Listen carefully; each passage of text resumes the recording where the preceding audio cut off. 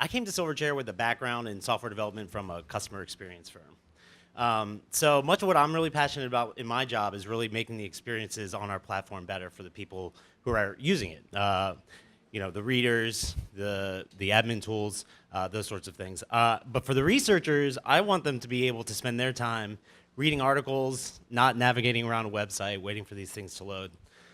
I like to think about the moments that matter. And when it comes to our readers, there's arguably no more important moment than when they decide to read an article, when they click on that article, however they found it. And when a lot of our talks earlier touched on search within the site. People were talking about how people navigate within their site. What this panel does really well is kind of make it a cohesive unit across the entire industry. So what they really do, they pave the way for users to not only find what they're looking for, but help them find the things they should be looking for and where to find it. So joining me on stage today are Anurag Acharya from Google Scholar, Ruth Pickering, co-founder of UNO, and Jan Reichelt from Copernican Web of Science. And so we're here to hear them talk, so I'm going to let them go ahead and get started. Here's the number in case you want to text questions, but I will also be promoting the live question asking as much as possible.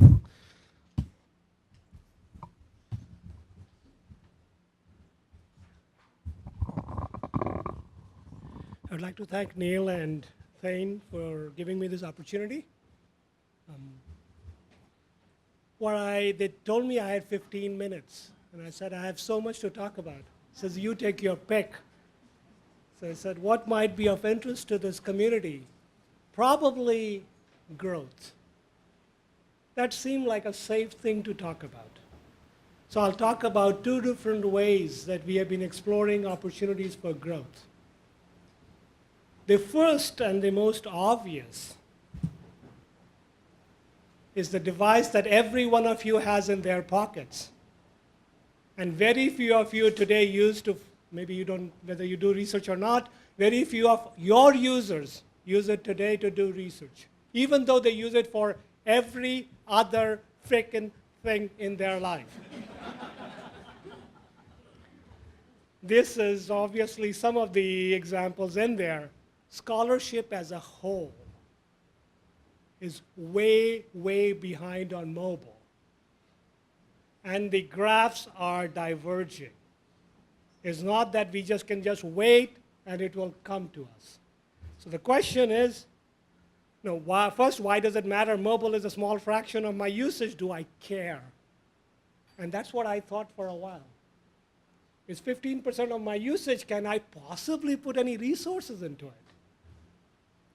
The problem is, by thinking that way, we are missing out on the biggest driver that has been for web usage in the last 5 to 10 years. That's where growth has come from. Desktop has seen no significant growth in comparison. We are also training an entire generation of users to skip this modality, which they have trained themselves to use otherwise. So the question is, why is it slow? What is it that they're doing that makes them avoid this compared to everything else? The common operation everybody does, at least keep in mind that common operation for me is what I see. But nevertheless, the common operation for people in terms of literature search is trying to find things to read. Unlike normal web search, there is not one answer to a question. That is not what time this flight leaves, or who was the king of Serbia in 1400. That has one answer, one place. What you get normally is things to read that tells you here's the state of affairs in this particular area. And then you figure out which of them will actually be useful to you in your work. There's a lot of scanning, and there is some reading. When I was faculty, the way we used to do it was you scanned journals back then, list of journals, you went through abstracts, you figured out which papers you wanted, you photocopied them, got a cup of coffee, got 3 papers, read them. The world has not fundamentally changed. The process of getting to those papers has changed, but reading papers takes time. Finding also takes time. Question is, reading on these devices will be hard. Finding need not be. Okay, now why is this thing deciding to? You see, there are many components, and all right, we can do this. So what holds it back? The problem is speed, and I'll talk about why speed becomes an issue. You take your phone, turn it on, and wait for 3 to 5 seconds. It will blank itself out. It does this because it's trying to save battery. It does this for everything. It tries to conserve battery. This is the primary difference between this as a computing device and your laptop and your desktop as a computing device. It will try to save battery. It will, in particular part that is relevant here, it will shut the network down. Your cell radio will shut down if you don't use it for 5 to 10 seconds. Then when you click on a link, the radio will wake up. It will connect to the cell tower, establish a connection, then set up do a DNS, do a TCP, then ask for request, everything while the user is waiting. And you do that not once, you do it multiple abstract, one at a time.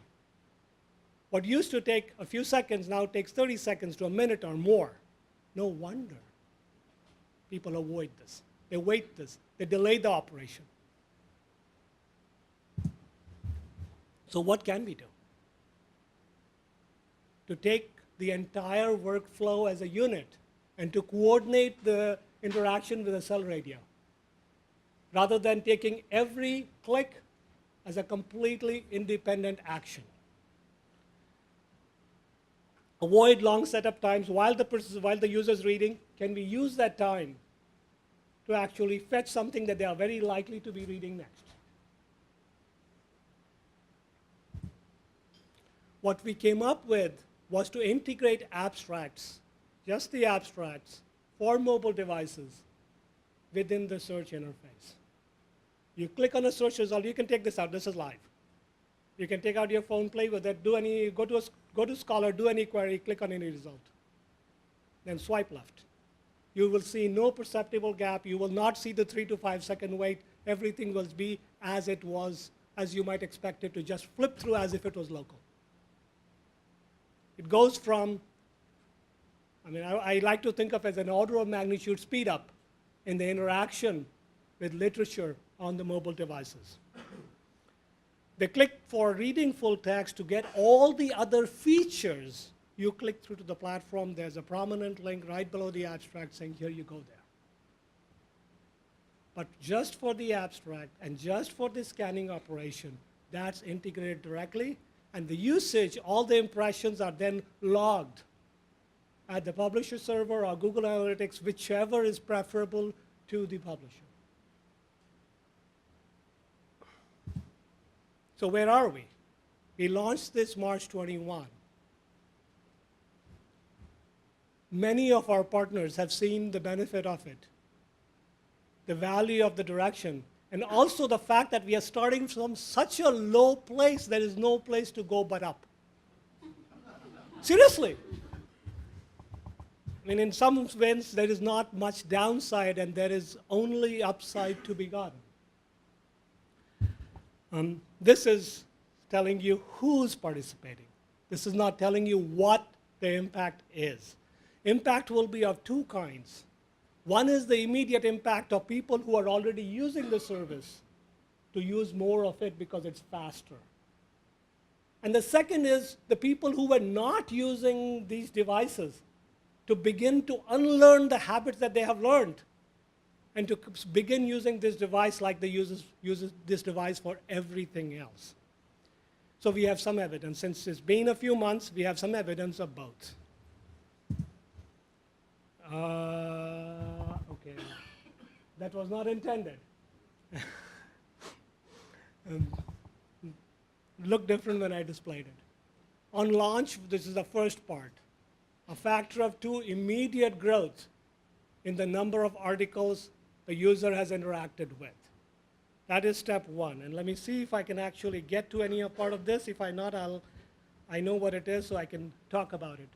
What I'm displaying here is the number of abstracts viewed for one single publisher since the launch. Normally, we have in scholarship 2 peaks. Everybody knows this, the spring peak and the fall peak. At this point, we are 3 weeks into the fall. The usage is already 13% above the spring peak. The rest of the fall is yet to come. These are 2 red bubbles. Effectively, the one is the spring peak, and the other one is where we are currently. The slope is positive. Expectation is this growth will continue. This semester, not even a question. The next semester, I expect there's the room there. We're talking between 15 and 50, 60%. How far we will get, I don't know.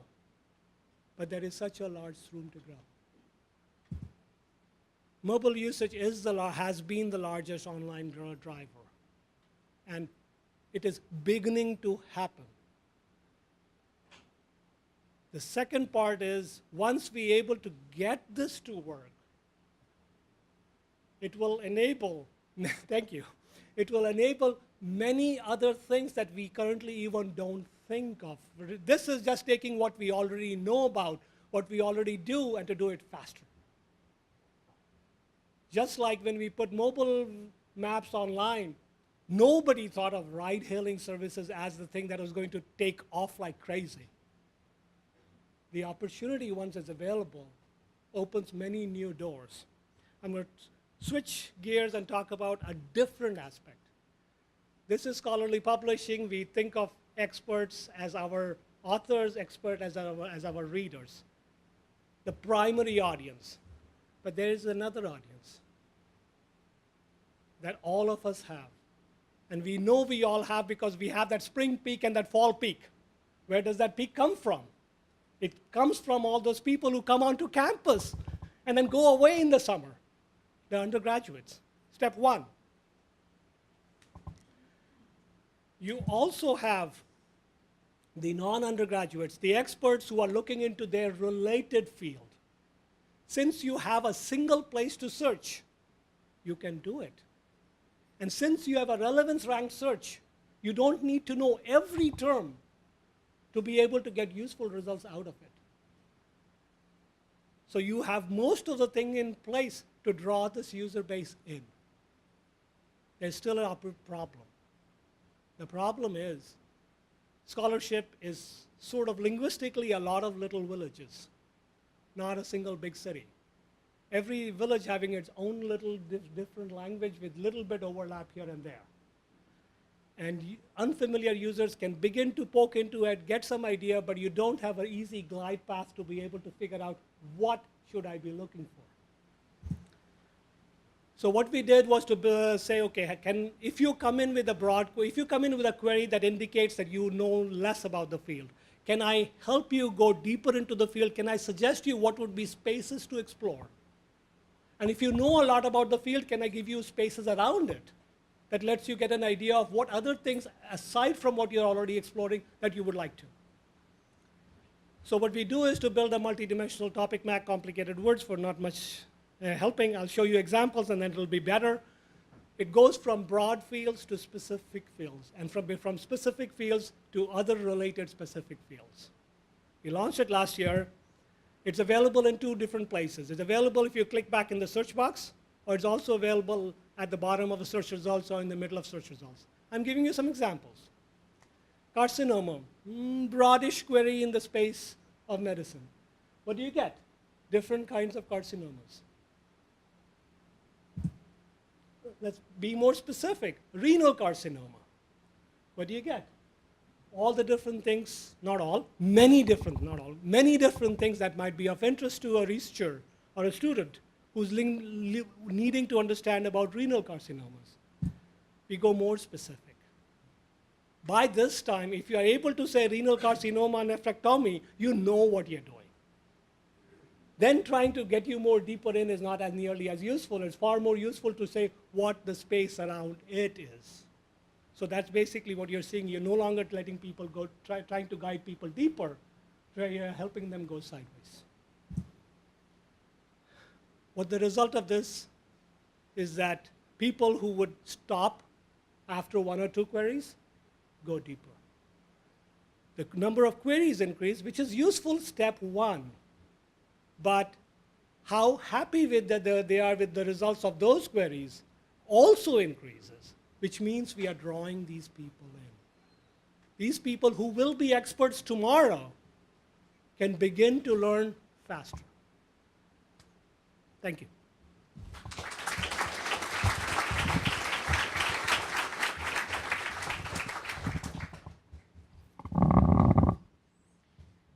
Thank you very much for inviting me to join this panel. It's really lovely to be with you all this afternoon. So what I'd like to do first of all is take a broader look at the search and discovery environment in terms of market value and what people are doing. Then I'd like to kind of make the distinction between the search and discovery spaces in terms of how we see things, and really look at a little bit of AI technology and what it can enable in this space. So we see next generation technology providing something very different, something additive to the existing ecosystem, and really complementing what is available today in the learning space, but not replacing search. And finally, I want to tell you a story. It's a story about an intern called Miriam, a high school student called Hannah, and a teacher called Freedom. But first of all, looking at the market. So this information comes from the 2016 Davos panel on artificial intelligence. And they define the existing search market as a $1 trillion market in 2016 in terms of value. So the people you would expect to see in there are all of the existing traditional search players, whether they are paid for products or whether they're free products. And it's a pretty big market, it's a pretty space. So they go on to define what they call as next generation search as a £10 trillion market by 2026. And the explanation for that is if computers can read books, so if machines can understand content, if they can understand context and meaning, they can do so many more things for so many more people and provide something so much more valuable. So we see ourselves in that space, and I think probably you'll see all of the existing search players moving to that space. And sometimes people say to me, oh, you use graph theory. We do. And I'll say, oh, I've heard of this other company.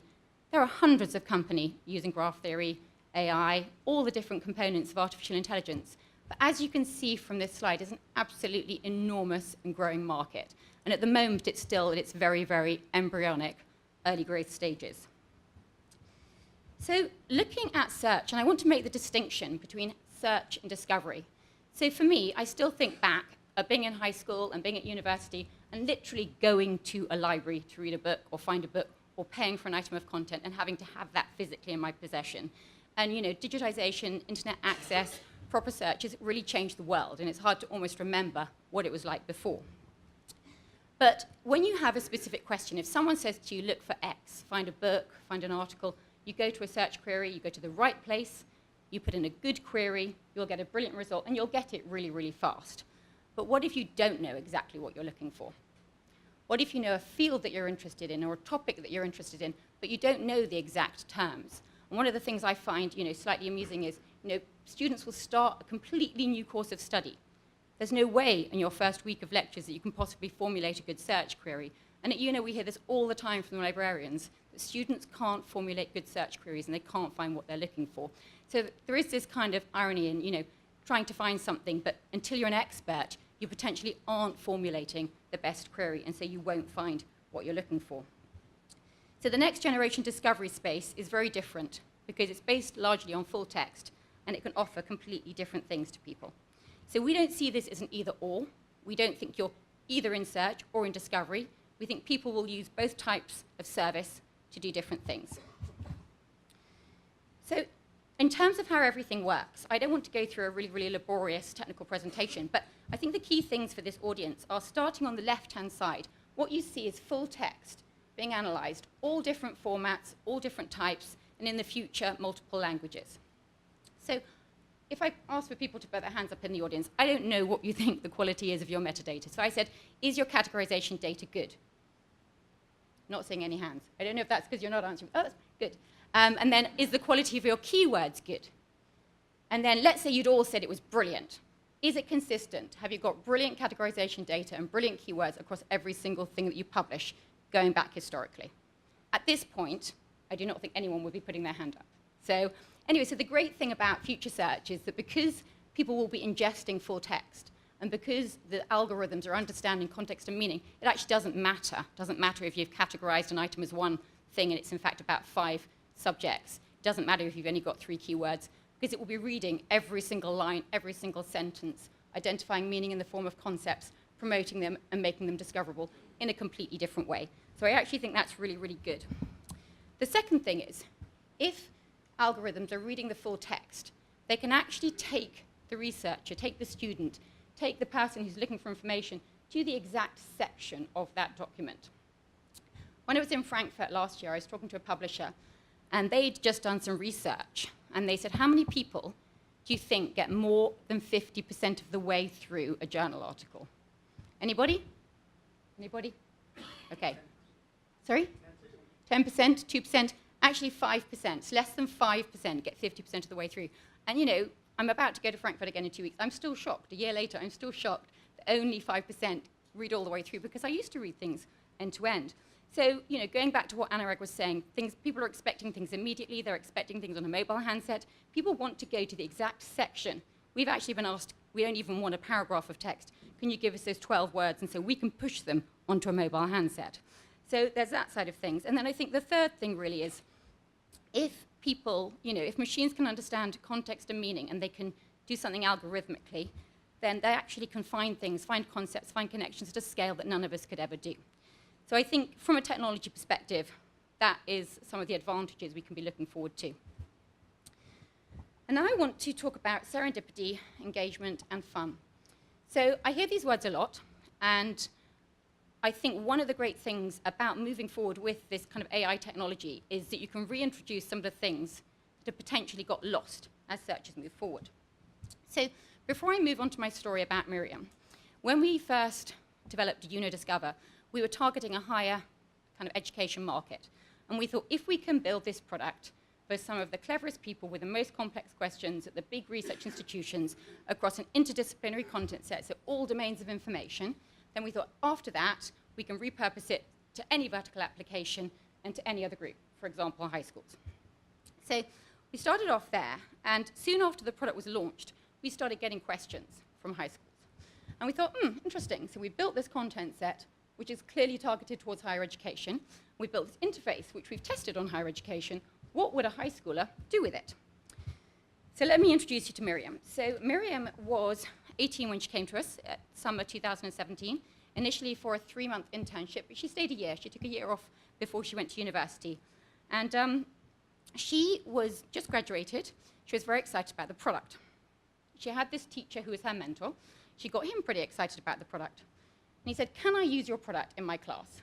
And we thought, well, we would love to know how high schoolers react to this kind of higher education content set and to this completely different interface. So we said, yeah, great, let's give it a go. So off we go to this class, and Miriam is doing this introduction to this kind of group of kids, and she gives them all a log on, and about 2 minutes later, I'm at the back and I'm watching them. And with basically no instruction, I can see them all building these graphs, pretty complex graphs. So the teacher sets them this assignment, and off they go. They all start working. Some of them are in groups. Some of them are working individually. And the first thing I noticed was there was this kind of really happy buzz in the classroom. And, you know, I went to school in England, and maybe that's because it's a small island and it rains a lot, but I do not remember a happy buzz in my maths class. So anyway, that for me was kind of like one of the first things that struck me. And then what they were actually studying, and when I'd agreed that we could test in with this class, I didn't actually realize the teacher was a maths teacher. And I possibly would have said, maybe not maths. But anyway, off we go. And he's actually set them this work on the quadratic function. So I do remember learning about quadratic functions. It is a distant memory. I definitely do not remember fun. I definitely don't remember joy or anything that would inspire me to write a 9-page paper. But this is what Hannah did. And this is how her paper starts. She says, first helped me understand the quadratic function, and then it helped me find connections between parabolas and other topics. And then she goes on in her introduction to say, I was fascinated once I made the connection between parabolas and orbit. So my mother was a teacher, and she said, in your class, however much preparation and structure you've done, you need to capture the student's imagination. And she said, the minute somebody's engaged, restructure your class and go in that direction. And this quote really made me think of that very, very early on, through the visualization, the students were seeing something. They were seeing something that captured their imagination, that engaged them. So it wasn't passive search. It wasn't looking at a list. It was looking at a visualization. All of them were making different choices and taking their research in different directions. So this is one of the pictures that Hannah actually put into her research paper. And she put 3 in. And you can kind of see here, she's drawn this incredible graph. And so I think although digitization has delivered enormous benefits, which I mentioned at the beginning in terms of access to information, etc., one of the things that search has done is that the better the search query you put in, the narrower your results will be. And odds on, at that point, you're unlikely to find anything unexpected. That kind of serendipity is probably a bit gone out the window. And finding unexpected things is fun. And being able to interact with a product is fun. And both of these things create much higher levels of engagement, and people will use your product for a much, much longer time because they're enjoying it. So Hannah then writes this paper, this 9-page paper. You can actually find it. It's been published. Design Thinking Applied Mathematics, Parabolas, Hyperbolas, and Black Holes. So, which I thought was completely phenomenal. And then she actually wrote in her conclusion, I learned from creating this paper to not try and control the output of my research, which I thought was really an incredible insight for a 15-year-old. So one of the reasons I wanted to talk about this story is that these kids found content they would never, ever have been given because it was higher education content. And the reason it was accessible to them and the reason they could understand what was going on was because they were so engaged, because it was an interactive environment, a little bit more like gamification. And it led them on to read things. And then the other thing is, the way in which the information was presented to them was not a 400-page book, not a journal article. It was what I would call a snippet, which is a paragraph of information. And again, if someone's interested, they can step up to a higher reading level for a short amount of information where they couldn't possibly read an entire book or an entire journal article. So that's one of the things I thought kind of was really important about it. And I kind of wanted to leave you with a kind of different picture. So I've talked a lot about high schools because I think everyone's quite familiar with the higher education space. But we get a lot of kind of questions about, you know, AI and the dangers of AI and the perils of AI and things like bias. And actually, one of the key things, and if you look at this picture, you're looking at a visualization of the MMR vaccine and the autism kind of controversy. And the machine isn't giving you an answer. It's giving you a visualization which explains to you how things connect. You then have to go in, read through, make the decisions, and decide if it's relevant and what your opinion is. So the machine isn't giving you an answer, and it isn't telling you what to think. So I think from our perspective, the next generation of discovery tools can introduce visualization and show connections in a way that hasn't been possible before. They can be interactive, they can speed up the research process and make you more productive and bring back serendipity and remove from researchers, from students, from anyone trying to learn some of the frustrations that they may have had associated with it. Thank you very much.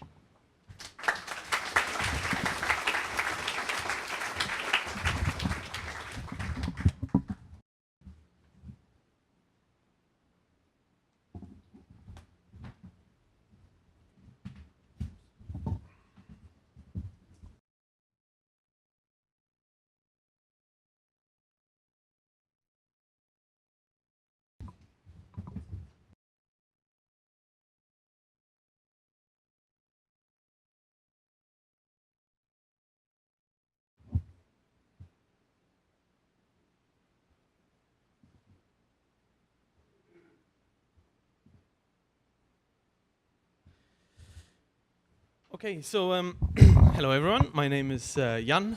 I'm the last one before we start a Q&A. I'm coming here representing Copernio. I have a broader role also at Clarivate representing Web of Science, but I'm really talking to you today with the idea of Copernio. And I'm coming back to some of the things that both you mentioned, which is about speed for end users. It's about how do we engage end users and creating these opportunities. Now, my personal history, and that is important to this story, is that I was a PhD student, but a very unsuccessful one. So I figured out during my PhD that I was not going to be an academic, in fact, and I found a fairly big problem that I wanted to solve, which was organizing research documents for researchers. And I started Mendeley. And Mendeley became quite big, and it was fairly successful because we actually really meaningfully addressed the problem that researchers had. And I think that was a very good story and a very good training, I would say, for me. One thing that we did not solve during that journey of Copernio was, in fact, the problem of access and convenience when accessing research papers. When we started Mendeley, we always thought around, well, wouldn't it be cool if we could help researchers get easier access to research papers that they have access to through their institutional subscriptions? And then you get into path dependencies, and in the end, you build a reference management software. So after we did the Mendeley thing, I then said, well, this problem is 8 years in. This problem still exists, if it's not even bigger than before, because we see things popping up like Sci-Hub and so on, where people get easy access to research papers. So we said it's worthwhile addressing this problem, and that's the history of Copernio. So the idea is, how can we give one-click article access to high-quality published content by integrating with institutional subscriptions? And it's really just what researchers want. So put yourself in the shoes of me being a PhD student at university. So let's go PDF hunting. Because everything that the researcher wants at the end of discovery and search is, give me that damn PDF. So let's try. We start, as probably the majority of the researchers, or at least a large chunk, at Google or Google Scholar. You type something in there, and the first link takes you to PubMed. By the way, already in Google Scholar, you know, great, that's the article I want. So you click, you get to PubMed. On PubMed, you basically see more or less the same information. So you say, yeah, right, that is the article I want.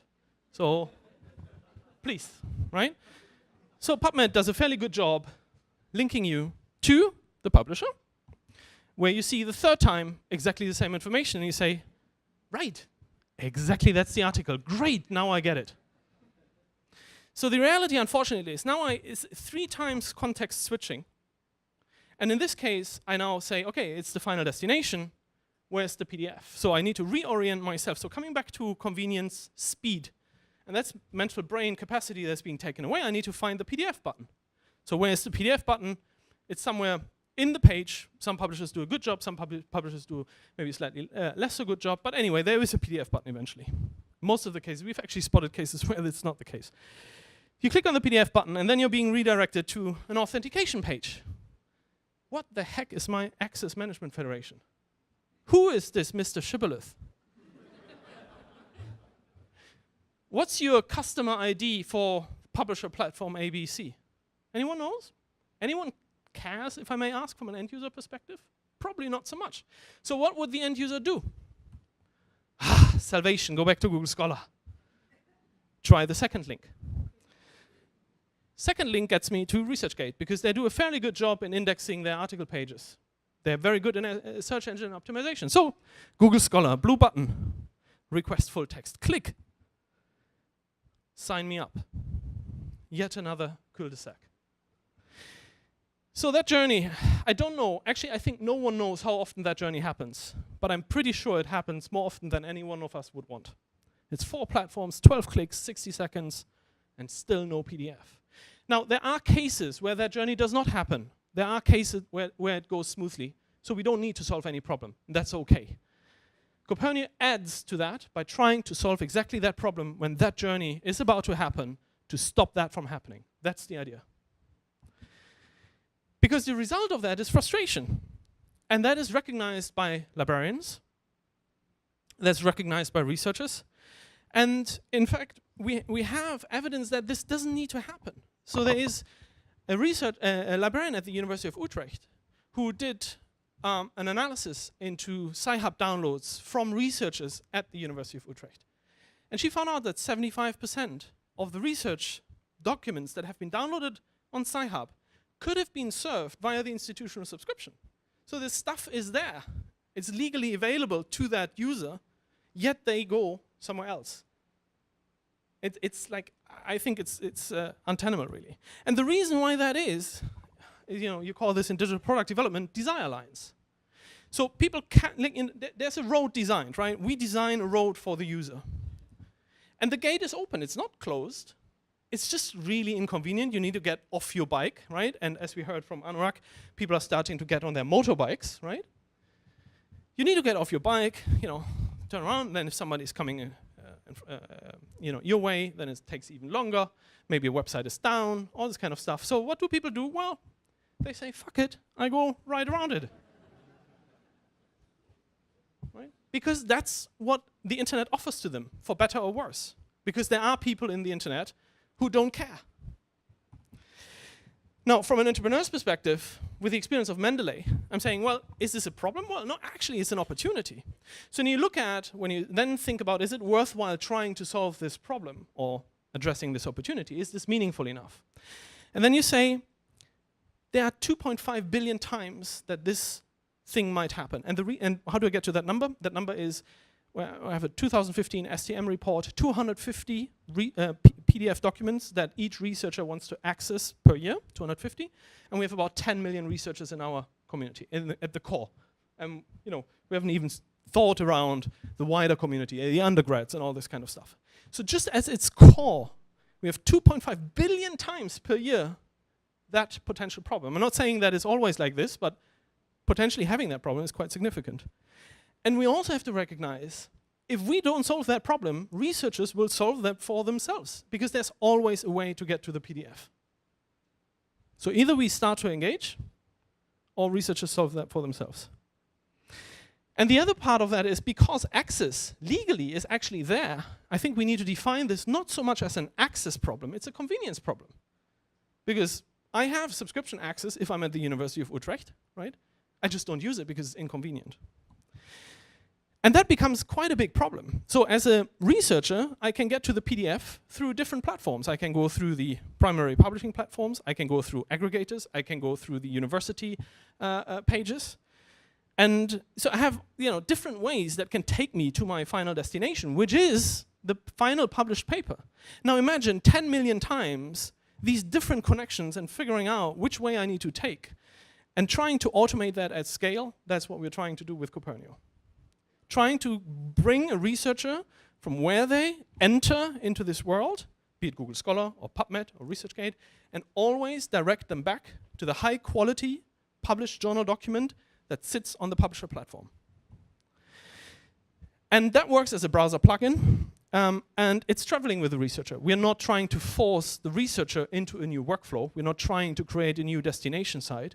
We're recognizing some researchers prefer Google Scholar, some prefer PubMed, some prefer like a publisher platform, some prefer Web of Science, right?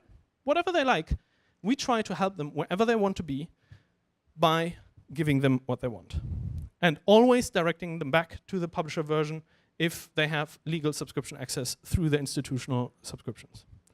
The way that looks like is, take an example, Archive, a very popular preprint repository. Now, if I'm an end user and I come to Archive, Archive does not know, at this point in time, in most of the cases, whether for that preprint there is already a published journal article available. And if there is, they also don't know if I'm, as the end user, have subscription access. What we do with Copernio, because Copernio sits in the browser, it pops up at that point, has figured out you have subscription access, one button, click that button, it gets you to the journal article that we pull from the publisher and give it to the researcher at that point. That would be usage that would be lost to the publisher. It would be a missed opportunity to give the researcher the better version instead of the preprint. And so I think that's kind of a win-win situation. Same would be true if you take the example as ResearchGate.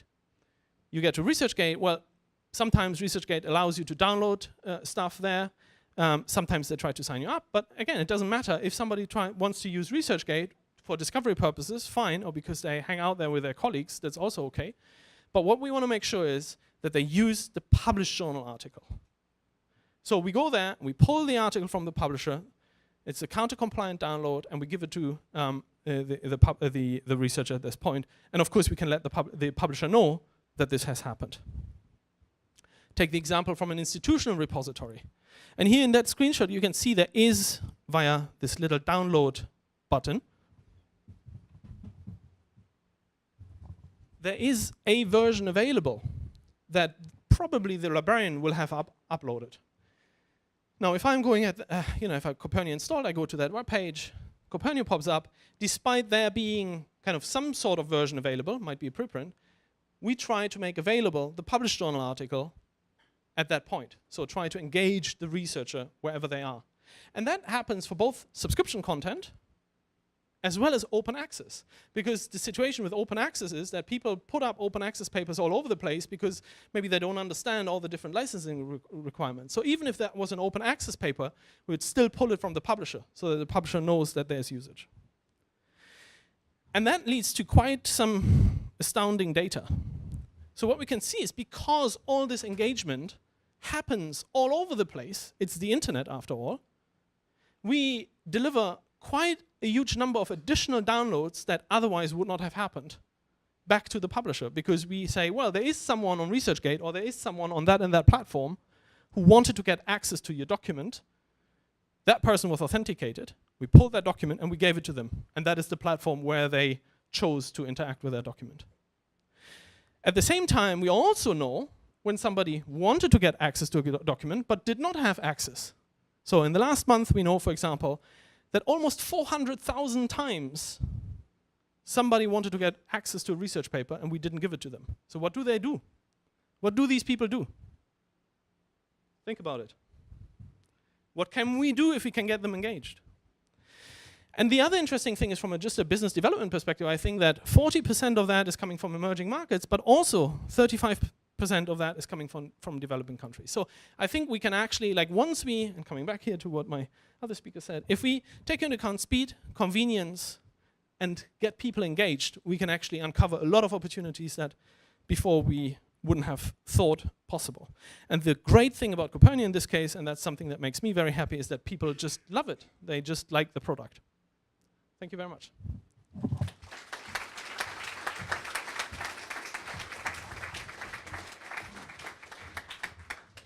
All right, thank you very much. Those were excellent talks. I maybe should go to a conference where my bosses aren't here so I can like be the first one to drop an F-bomb.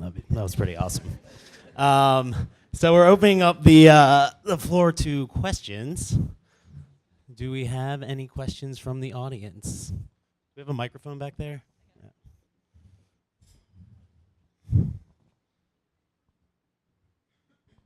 Thank you all. That was really interesting. Is this on? Yeah, thank you. Google question.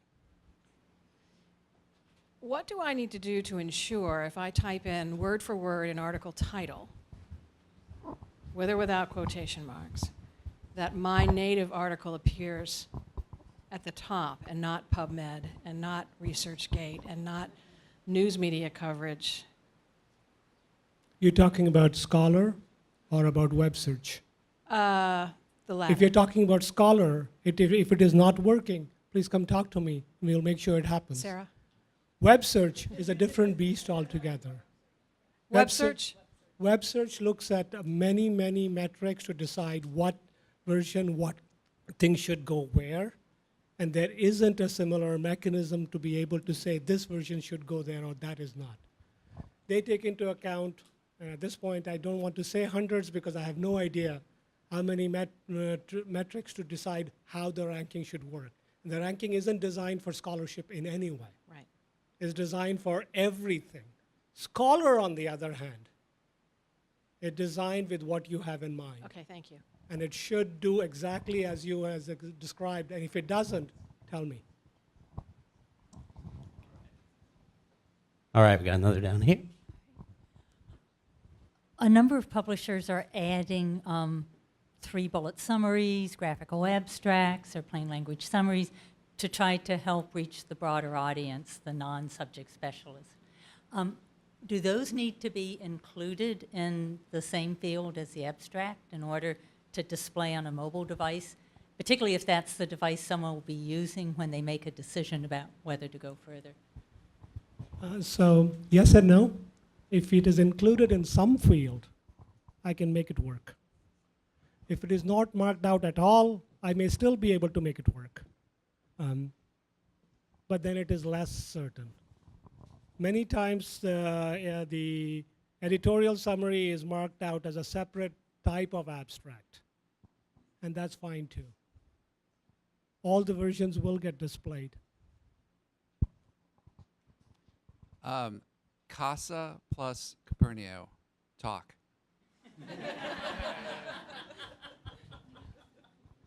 Say again? Is there any integration at all or planned integration between Casa and Copernio? There's no, let's say, planned integration going on right now, but Anurag and I have indeed started to discuss about these topics. I mean, just consider Copernio is really, really young as an idea and product, so there's so all hands full. But I do think a combination of that technology would be very powerful to get people better access. Yes. I've got one. Oh. As it relates to search and discovery, what role do you think ontologies will play going forward? And is there some real, maybe non-medical examples where people have really found a lot of value there? So when we founded I was not from a publishing background. I didn't even know what metadata was. And then as I became more and more familiar with metadata, I have come to the conclusion that I think I'm going to be thrown out if I say what I'm thinking. So I am not a great metadata fan. I see it as a necessary evil, and I think ontologies could be replaced and should be replaced by something that is much more dynamic and changes. And the fact that there are so many, to me, is just pointing to the fact that they're wrong and that they don't work. And I think they were necessary historically before you had things like AI capabilities reading the full text. But now that you can read full text and extract concepts at such a granular level, I think they'll become less and less relevant. Oh, sorry. So yes, I completely agree with her at one level, but there's a different aspect. For things where you're not looking for something, how do I let you indicate an interest in a broader field? I need some mechanism for you to be able to specify a broader field. That would be, whether that network is automatically computed or whether that network is manually computed, the network has to be stable so that the user can actually recognize and say, yes, this is the component that I'm interested in. So that would be one place where I would think some kind of an organization would be useful to the researcher. Ruth, the context within which I'm most familiar with, is, you working with libraries to put this tool in front of libraries' users. What are some other applications that you're working with? And specifically, is it possible to put this tool on my site for my readers and researchers? Yeah, that's a really interesting question. And we've been asked recently, a couple of people have asked me if their editors could use it as a tool.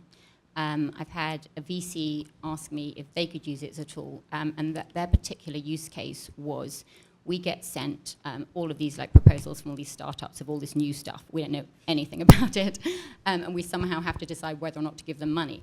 And so one of the great use cases is, of course, because it's so visual and because it makes all these connections, and actually even just looking at who's published on something gives you a sense of where that is. And we recently included patents, which is super useful. So I think there are use cases end-to-end in education. I talked about high schools. I think people are familiar with higher education. I think in different library types, it's also super relevant. We see applications in finance. We actually have some financial products. They're completely different. They do not look like that. But if you think about what the technology is doing, so reading text, identifying meaning in the form of concepts, creating a graph that changes. So our graph for education is updated every 24 hours. Our finance graph is updated every minute. It ingests real-time news.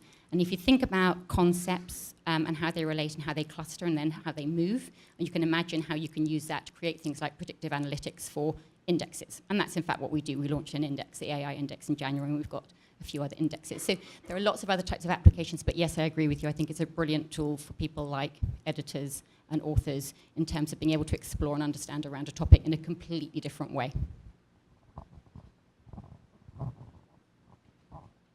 Any other live questions?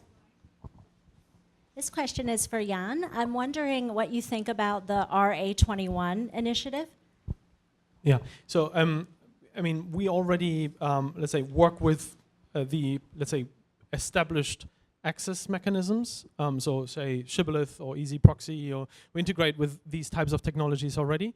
So, and the way I would see is like, depending on how RA21 will develop, I mean, we're more than happy to work with RA21 as well. So I think it adds to the coverage overall to give people more access to research papers.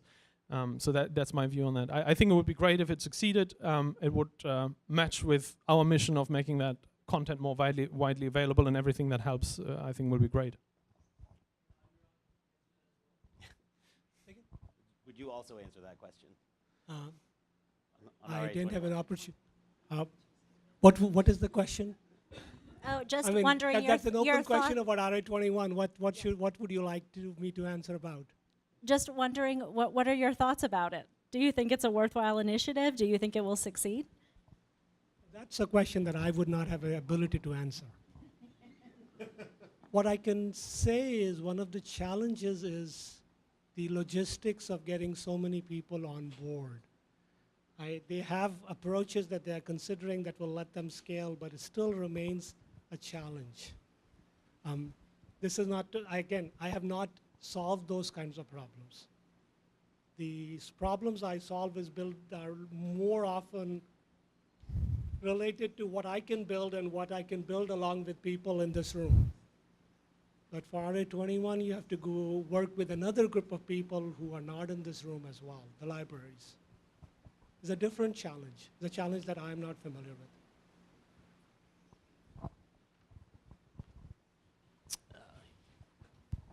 with. So what are the boundaries of each of your services, and how are those boundaries changing in terms of what's sort of in the scope of discovery and what's outside the scope of discovery? Yeah, I mean, as you can tell, for Copernicus' particular case, you know, it's more like, okay, what is after discovery? After I found what I found and I actually want to have it. So in that sense, there's nothing in scope for Copernicus to expand into search and discovery, because I think there are quite a lot of, let's say, attempts out there to further improve on that. So that's, you know, we want to be very focused. To us, it's more like, okay, how can we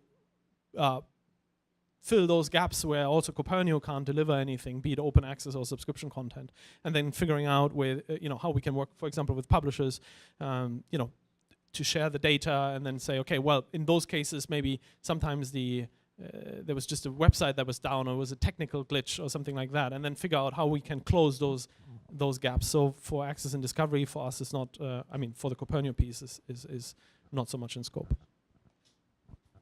So I think from our point of view, machine learning will just get better and better. So the more content we get, the better everything will get, and the more different things people will find. I think some of the things that we've been really excited about this year are introducing a multilingual environment. So you can now look at the graph in English or German or Chinese, or 2 or 3 of those in combination. So that's super interesting, sort of layering on the different languages. And I think it's quite a unique kind of capability. And I think those are probably 2 of the most interesting things that we see. So I'll actually borrow something that Ruth said earlier today. I believe over the years we have done a fairly reasonable job of helping you find things if you're able to articulate what it is that you're looking for. That presupposes 2 things: that you know how to articulate what you're looking for, and you know you need to be looking for something. So those are the 2 things that are beyond the boundary today, and that would be the place where I would like to expand the boundary. Some of what I showed today was trying to address part of one of them: how to help you get kinds of terminology within a field. We have some levels of recommendations for people who have profiles and are authors. That is an important subset of our user base, but that's not the entire user base. There is an additional opportunity over there. So those would be the ones I would look for. Hi. So one of the things, especially for our platform strategies thing, is if we're just going to be repositories of PDFs that get served out and nobody visits the websites to see all of the curated collections and taxonomies and other things that we're building around that. I think that's, well, as a publisher, right, we're always sad to hear that kind of stuff. So I'm just wondering, you know, and we all talk about maybe the PDF going away eventually or better mobile experience and things like that. So what are the things, you know, so one of the things like Google Scholar does is, you know, you can share your subscriber information and then they give you the choice of going to the abstract page or get the PDF directly and will verify access and things like that. That works for IP authentication at least. So does, I guess this is more for Jan. So does Copernio have, you know, any desire to sort of also link back and give the user a choice of where they go, you know, and you know, not just leave it to whatever links are on that happen to be the page and things like that? Yeah.